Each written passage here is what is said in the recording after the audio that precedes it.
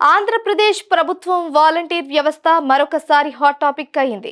ఏపీలో కూటమి ప్రభుత్వం అధికారంలోకి వచ్చిన తరువాత వాలంటీర్ల అంశంపై తీవ్ర గందరగోళం నెలకొంది. దీంతో గత కొన్ని రోజులుగా ఈ ఇష్యూ చర్చనీయాంశంగా మారింది. ఈ పరిస్థితుల్లో వాలంటీర్ల సాయం తీసుకోకుండా ప్రభుత్వం పెన్షన్లను పంచిందని మనకు తెలుసు. 1,20,000 మంది సచివాలయ సిబ్బందే ఒక్క రోజులో మాక్సిమం పెన్షన్స్ ను పంచేశారు.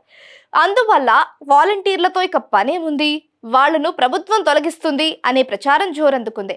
దీంతో వాలంటీర్ల వ్యవస్థ కొనసాగుతుందా లేదా అనే అంశం జనాల్లో హాట్ టాపిక్ అయింది.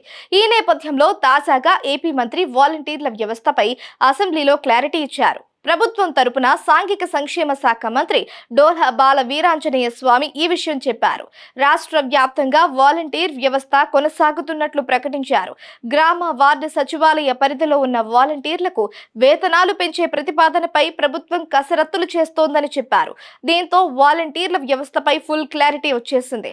కూటమి ప్రభుత్వం అధికారంలోకి రాగానే సీఎం చంద్రబాబు వాలంటీర్లను తొలగించేది లేదని క్లారిటీ ఇచ్చారు. తాజాగా ప్రభుత్వం వాలంటీర్ల వ్యవస్థ కొనసాగిస్తామని, వారికి జీతాలు పెంచే ప్రతిపాదన కూడా ఉందని ప్రకటించడం ఇప్పుడు ఆసక్తికరంగా మారింది. వాలంటీర్ల వ్యవస్థను ఇలాగే కొనసాగిస్తే ప్రస్తుతం వాలంటీర్లుగా ఉన్న వారి పరిస్థితి ఏంటి? రాజీనామా చేసిన వాళ్ళ సంగతి ఏంటి? కొత్త వారిని విధుల్లోకి తీసుకుంటారా అనే విషయాలపై క్లారిటీ రావాల్సి ఉంది. అంతకు ముందు deputy CM Pawan Kalyan volunteer వ్యవస్థ గురించి మాట్లాడారు.